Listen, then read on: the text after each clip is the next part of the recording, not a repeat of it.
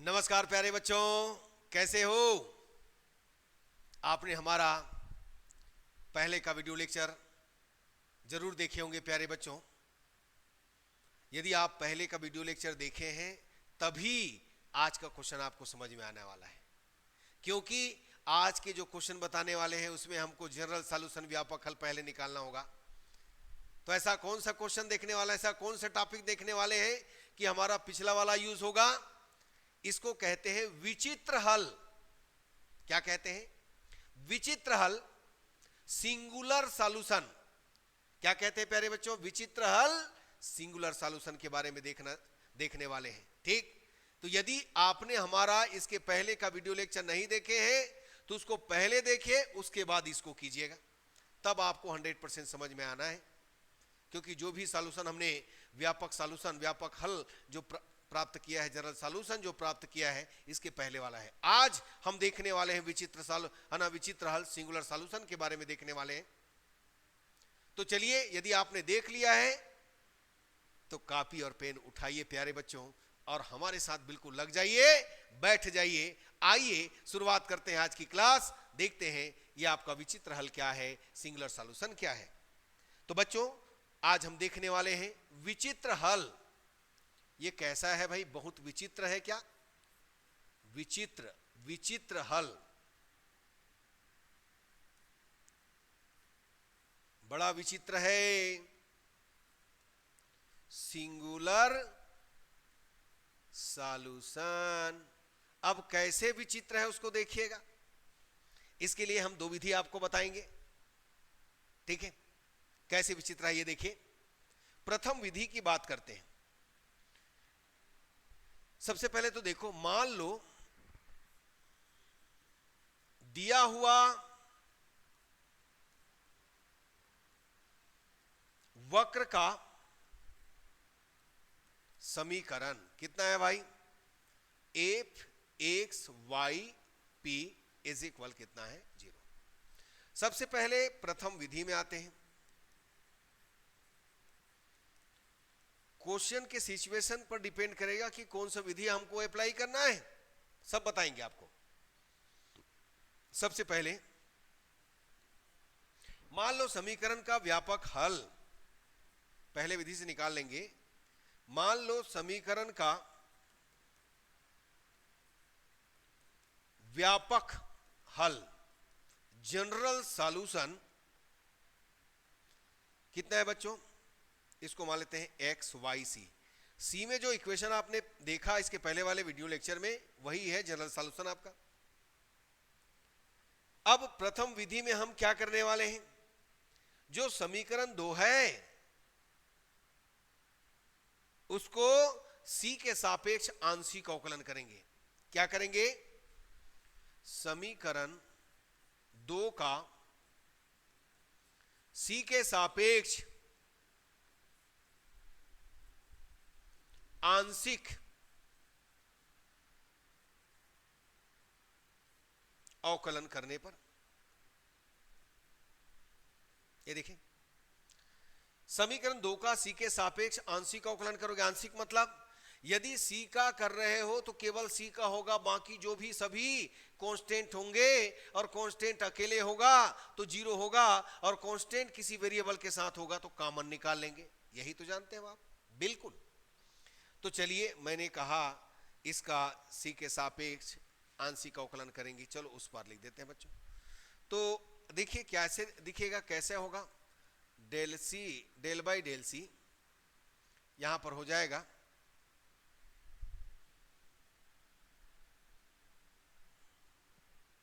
Del by del c f x y सी।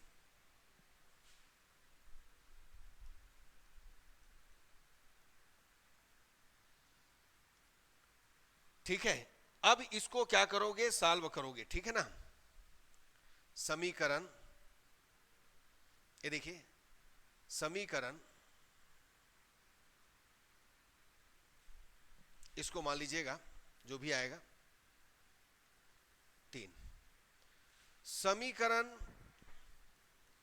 2 व 3 का, 3 को हल करके सी का मान प्राप्त करते हैं। देखिए सी का मान निकालेंगे। प्राप्त सी के मान को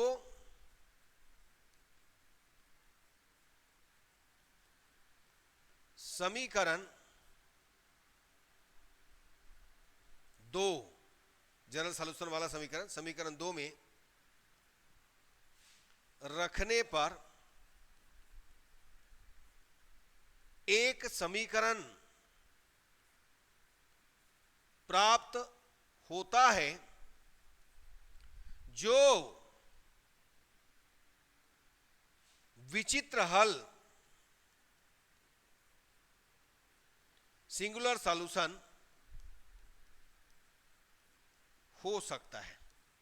हो सकता है नहीं बोल रहा हूं मैं, हो सकता है। अब हम लोग क्या करेंगे, जो समीकरण यहां पर मिलेगा इसको x के सापेक्ष अवकलन करेंगे। ये देखिए लास्ट में जो समीकरण प्राप्त हुआ है, इस समीकरण को x के सापेक्ष अवकलन करके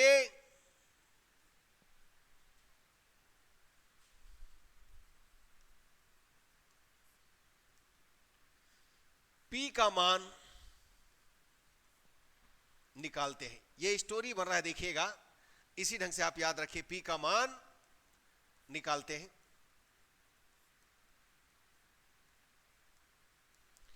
प्राप्त P के मान को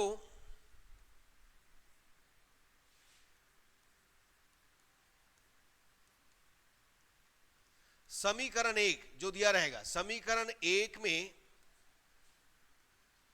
रखने पर हमें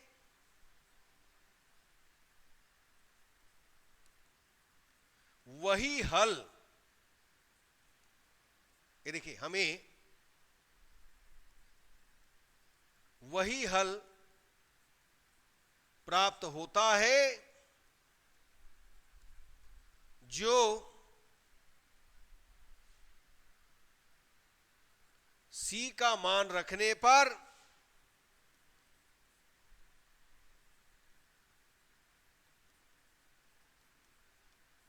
प्राप्त हुआ था।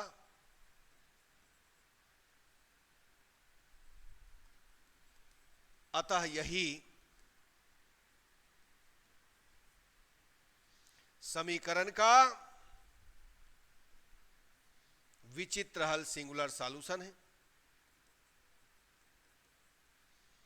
बच्चों फिर से देखिएगा ताकि आपको अच्छे से समझ में आए। ये देखिए हमारे पास जो समीकरण दिया रहेगा उसका व्यापक समीकरण हमें क्या करना है, निकालना है। और व्यापक समीकरण, व्यापक हल जो निकलेगा, जनरल सॉल्यूशन जो निकलेगा, उसको C के सापेक्ष आंशिक अवकलन करना है। और C के सापेक्ष आंशिक अवकलन करने के बाद जो समीकरण आएगा उसको, और जो समीकरण 2 रहेगा उसको, जिसमें C रहेगा, दोनों को हल करके हमें C का मान निकालना है। प्राप्त C के मान को जो जनरल सॉल्यूशन वाला समीकरण है उसमें रख दीजिए। एक समीकरण प्राप्त होगा, हो सकता है वही समीकरण विचित्र हल हो, लेकिन अभी तो हम नहीं कह सकते कि यह विचित्र हल है। कब कहेंगे, आगे काम करेंगे। उसी समीकरण का हम x के सापेक्ष अवकलन करके P का मान निकालेंगे और P के इस मान को समीकरण 1 में रखेंगे। P के इस मान को समीकरण 1 में रखेंगे और हमें पुनः वही समीकरण मिलेगा जो C का मान रखने पर मिला था, वही वापस आ गया। तो इसी समीकरण को क्या कह रहे हैं, विचित्र हल कह रहे हैं। यह प्रथम विधि है प्यारे बच्चों, याद रखिएगा। ठीक, आइए द्वितीय विधि में देखते हैं क्या है। द्वितीय विधि में क्या करना है, ध्यान देना। द्वितीय विधि, वक्र का समीकरण हमको दिया है।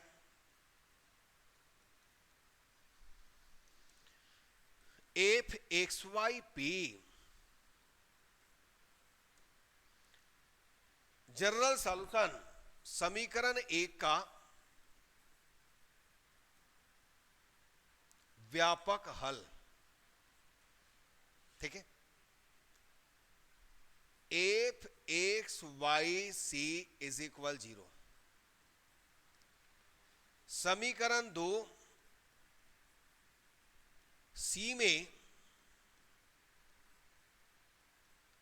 द्विघाती समीकरण है, अतः क्या करेंगे, इसका विविक्त कर, डिस्क्रिमिनेट, क्या जानते हो बच्चों, B square is equal 4ac लेते हैं, जिससे समीकरण प्राप्त होता है। यह विचित्र हल हो सकता है।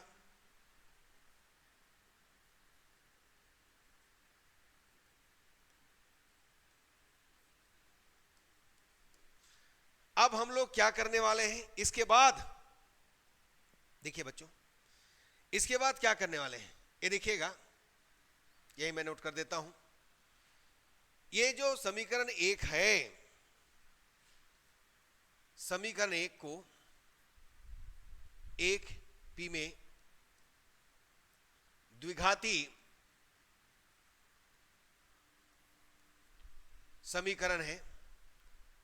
अब यह भी द्विघाती है, तो इसको हम क्या लेंगे, इसका विविक्त कर लेंगे, फिर से विविक्त कर, डिस्क्रिमिनेट।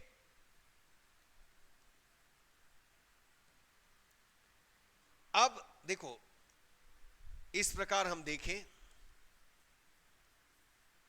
यह हो गया P में और यह हो गया C में। इस प्रकार P में विविक्त कर और C में विविक्त कर दोनों समान हैं, अतः यही क्या होगा, विचित्र हल होगा। प्यारे बच्चों, विचित्र हल होगा। देखो बच्चों, दूसरा विधि की बात कर रहे हैं हम लोग। ये हमको दिया है समीकरण, इसका व्यापक निकालिए। ये समझिए कि दोनों जो समीकरण है उसको, इस समीकरण को सी में द्विघाती समीकरण, इस समीकरण को पी में द्विघाती समीकरण, दोनों का डिस्क्रिमिनेट लोगे, विविक्त कर लोगे, B square is equal 4ac लेकर के जो भी वहां पर इक्वेशन मिलेगा, यदि दोनों इक्वेशन समान है तो हम उसी इक्वेशन को विचित्र हल कहेंगे, सिंगुलर सॉल्यूशन कहेंगे। दूसरा विधि है। तो क्वेश्चन पर डिपेंड करेगा कि हमको कैसे करना है, इसलिए दो विधि दिया गया। यदि आसानी से, सरलता से सी में द्विघाती समीकरण बन रहा है, पी में द्विघाती समीकरण बन रहा है, तो इसी विविक्त कर द्वारा करेंगे। और नहीं बनेगा तो सी के सापेक्ष आंशिक अवकलन कीजिए। प्यारे बच्चों, सी का मान निकालिए, सी का मान रखिए, समीकरण मिलेगा, समीकरण को x के सापेक्ष अवकलन कीजिए, p का मान मिलेगा, p के मान को समीकरण 1 में रखिएगा और वही समीकरण मिलेगा जो c के मान को रखने पर मिला था। अतः हम कहेंगे कि यही विचित्र हल है। क्वेश्चन देखोगे तब समझ में आएगा बच्चों, है ना। और इस प्रोसीजर को ध्यान में रखिए, फिर सब हो जाना है। आप क्वेश्चन बनाते जाइए, प्रोसीजर को मिलाते जाइए, फिट दोनों बैठ रहा है कि नहीं बैठ रहा है आपको पता चल जाना है, ठीक है ना। तो चलिए आगे बढ़ते हैं, देखते हैं आज की क्वेश्चन का कैसे सॉल्यूशन मिलता है। हमारा क्वेश्चन है बच्चों, अवकल समीकरण y is equal P X minus P square का व्यापक एवं विचित्र हल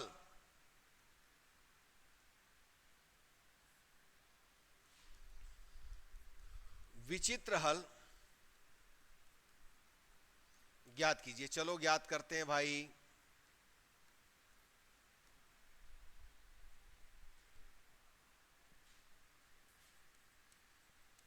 देखिए भाई, दिए हुए समीकरण हमारे पास है।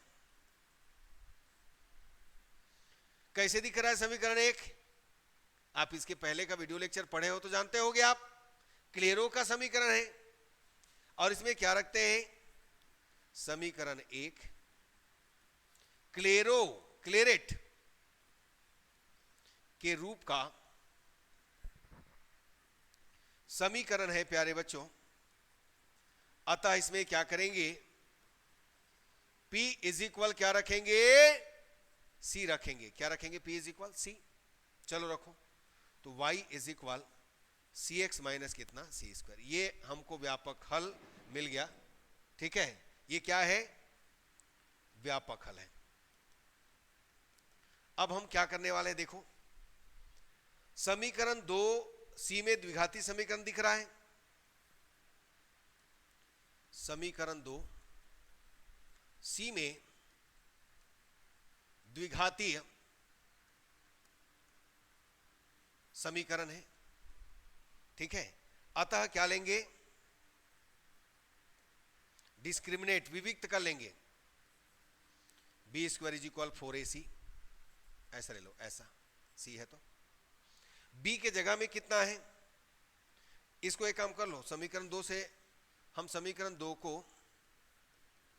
कैसे लिख सकते हैं, इसको ट्रांसफर कर दो ना, C square minus C X plus Y is equal 0। ये देखो, तो b के जगह में कौन है, माइनस एक्स, 4 a के जगह में 1 और c के जगह में y, तो x square is equal 4y है ना। ये हो गया समीकरण नंबर 3, जो विचित्र हल हो सकता है। अब हम क्या करने वाले हैं, समीकरण 1 का P में द्विघाती समीकरण बनाएंगे। चलो इसको नोट करो जल्दी।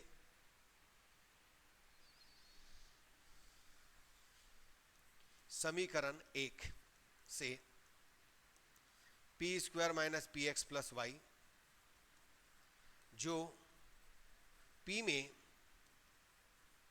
द्विघाती है, अतः इसका डिस्क्रिमिनेट क्या लेंगे, B square is equal 4ac, ये कितना हो जाएगा, x square is equal 4y, तो क्या पाया, एक्स स्क्वायर इज इक्वल कितना, 4y। ठीक है ना, ये हो गया, ये आ गया। तो समझिए, जो समीकरण 3 के समान है, अतः यही क्या है बच्चों, विचित्र हल है, सिंगुलर सॉल्यूशन है। समझ में आ गया होगा, बस इसी ढंग से काम करना है प्यारे बच्चों, याद रखिएगा। एक क्वेश्चन और देखते हैं, उससे आपको 100% समझ में आ जाना है। चलो देखो, क्वेश्चन हमारा है,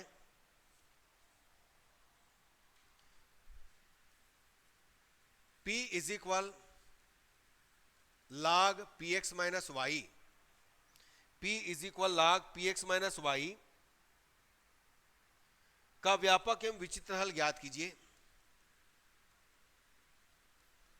एवं विचित्र हल ज्ञात कीजिए। चलो करते हैं, कैसे होगा। ये देखो, P is equal P X minus Y, तो P X minus Y transfer करेंगे ई पावर पी, तो y इज इक्वल समीकरण 1 क्लेरो के रूप का है, अतः व्यापक हल P इज इक्वल सी रख देंगे, इसमें मालूम है ना, y is equal c x minus कितना, ई पावर सी। अब देखो ये आ गया। अब भाई यहां पर तो द्विघाती समीकरण देख नहीं सकते, तो करेंगे क्या, c के सापेक्ष अवकलन करेंगे बच्चों, वह भी आंशिक। देखिए समीकरण 2 का, समीकरण 2 का c के सापेक्ष आंशिक अवकलन करने पर, चलो करते हैं। क्या आएगा, आंशिक अवकलन करेंगे तो ये आ जाएगा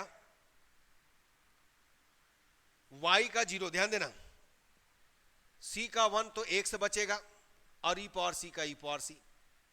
अब हमें मिला e power c is equal x, तो ट्रांसफर करेंगे तो c is equal log x। c का मान कहां रखेंगे, ये समीकरण 2 है ना, समीकरण 2 में रखने पर, ठीक है। तो समीकरण 2 में रखिएगा, चलिए क्या आ जाएगा इसका, y is equal x log x minus E power log x। तो क्या पाए आप, चलो नोट कर लो जल्दी इसको। ई पावर log x x होता है, तो y इज इक्वल हमको मिला x log x minus x. यह विचित्र हल हो सकता है। चलो अब विचित्र हल कर सकता है, तो समीकरण नंबर ये कौन है भाई, ये हमारा समीकरण नंबर 3 ना। चलिए समीकरण 3 है, इसका पुनः क्या करना है, x के सापेक्ष अवकलन। समीकरण 3 का x के सापेक्ष अवकलन करने पर, चलो करो जल्दी इसको। dy बाई डी एक्स, पहला अवयसी दूसरे का और दूसरा अवयसी पहले का, और x का 1, तो ये कैंसल, ये हो जाएगा p is equal log x 1 plus log x minus 1। अब p का मान कहां रखेंगे, समीकरण 1 में। p का मान 1 में रखने पर, जल्दी रखते हैं बच्चों इसको, देखिएगा। तो p यानी y इज इक्वल कितना है हमारे पास, p स्क्वायर यानी sorry y is equal P x E power p, P x, ये देखिए। तो वापस वही समीकरण मिला कि नहीं मिला, देखो जो क्या है, एक विचित्र हल है, सिंगुलर सॉल्यूशन है। ठीक है प्यारे बच्चों, तो दो प्रोसीजर बताया, दोनों को एक एक क्वेश्चन बताया, बाकी और भी कर सकते हो, कोई दिक्कत नहीं है, सब ऐसे ही बनना है। समझ में आ गया ना। तो बच्चों मुझे उम्मीद है ये सिंगुलर सॉल्यूशन विचित्र हल आपको 100% समझ में आया होगा। यदि अच्छा लगा है तो अपने दोस्तों को जरूर बताइए बच्चों, लाइक कीजिए, शेयर कीजिए, सब्सक्राइब कीजिए। ठीक है प्यारे बच्चों, फिर मिलेंगे नेक्स्ट क्लास में। धन्यवाद, नमस्कार।